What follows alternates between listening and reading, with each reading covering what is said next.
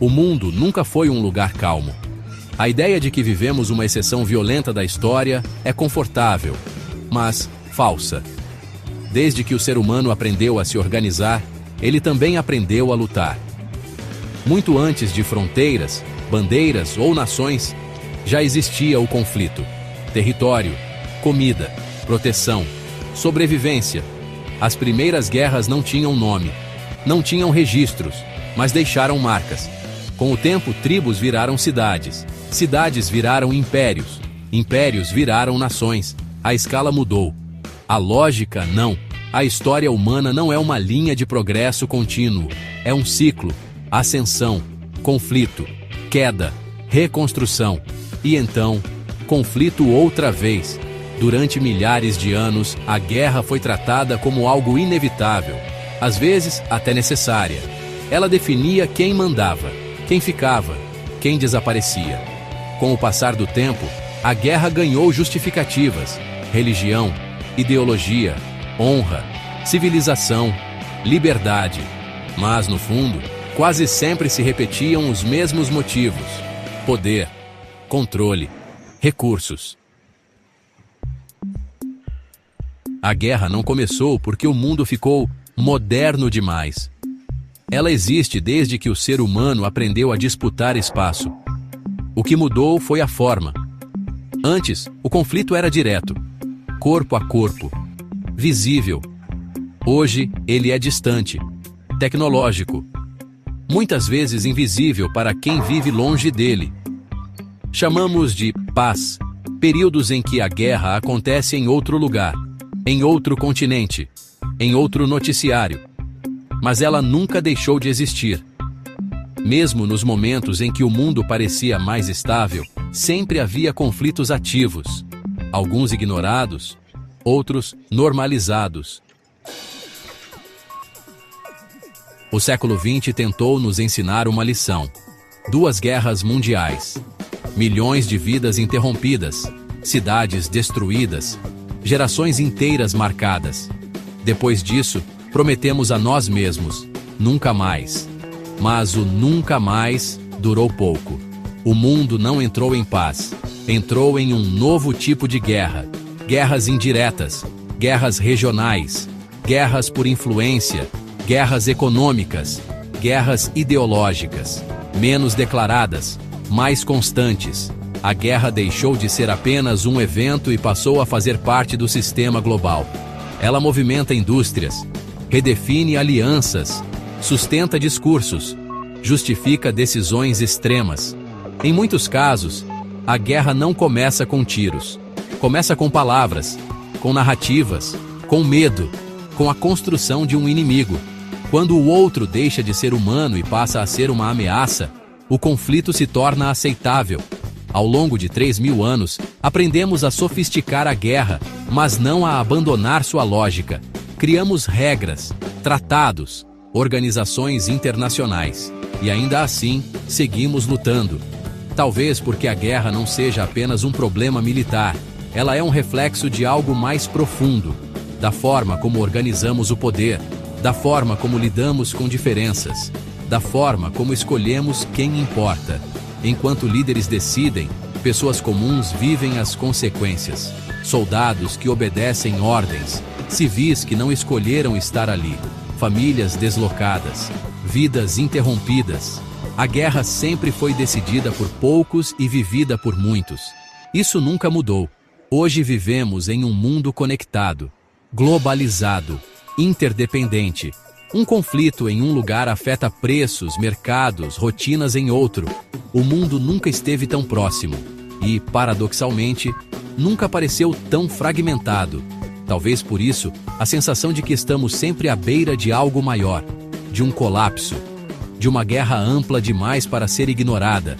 Mas antes de perguntar se estamos perto de uma terceira guerra mundial, talvez seja preciso encarar uma verdade desconfortável.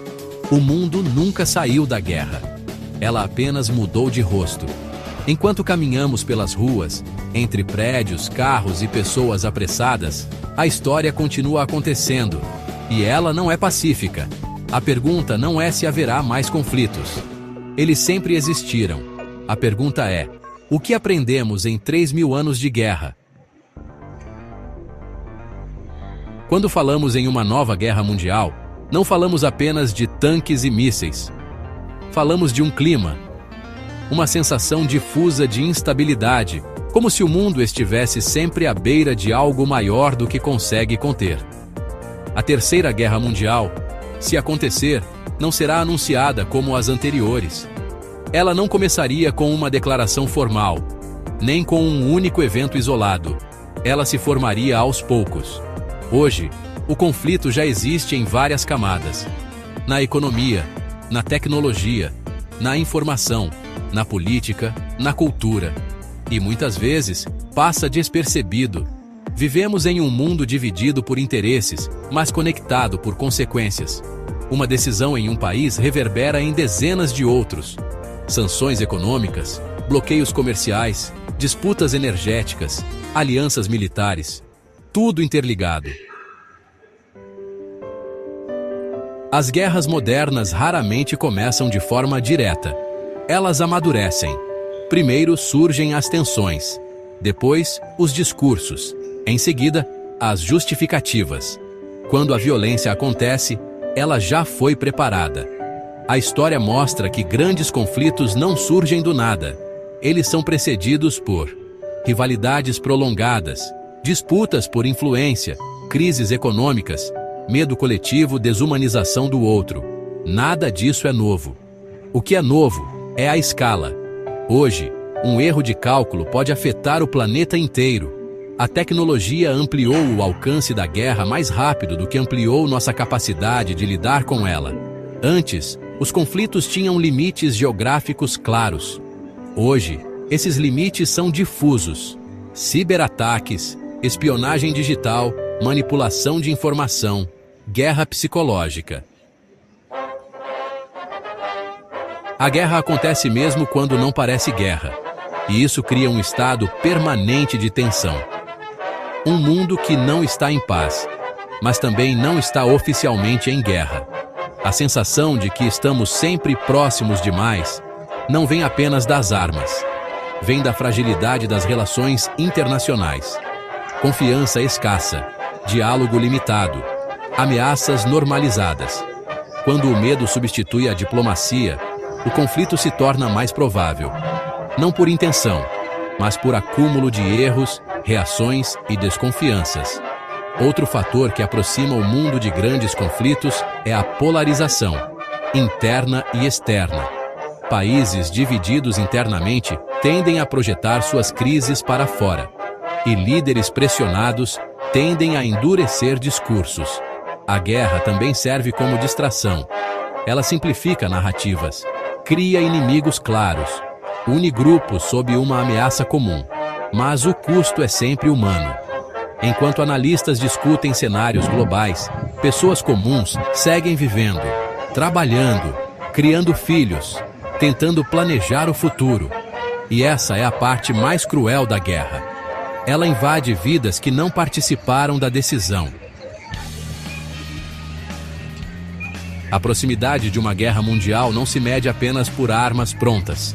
Ela se mede pelo enfraquecimento do diálogo, pela normalização do conflito e pela aceitação da violência como solução. Ao longo de 3.000 anos, a humanidade nunca deixou de lutar, mas também nunca deixou de tentar evitar a próxima guerra. Tratados foram assinados, organizações foram criadas, regras foram estabelecidas, nem sempre suficientes, mas necessárias. Talvez a pergunta mais honesta não seja se haverá uma terceira guerra mundial, mas sim, estamos fazendo o suficiente para evitá-la? A história não é um destino inevitável. Ela é um aviso. Ela mostra o que acontece quando o poder se impõe ao diálogo e o medo substitui a empatia. Enquanto caminhamos pelas cidades, entre prédios modernos e ruas antigas, carregamos o peso de tudo o que já aconteceu antes e a responsabilidade do que ainda pode acontecer. A guerra sempre existiu. Isso é um fato.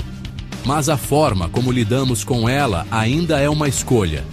Talvez não possamos mudar o passado, nem controlar todas as decisões globais. Mas podemos reconhecer os sinais, questionar narrativas simplificadas, recusar a desumanização. A história mostra que as grandes guerras não começaram apenas por ambição. Elas começaram quando deixamos de ouvir. Em um mundo que nunca foi pacífico, talvez o maior desafio não seja vencer a próxima guerra, mas impedir que ela aconteça.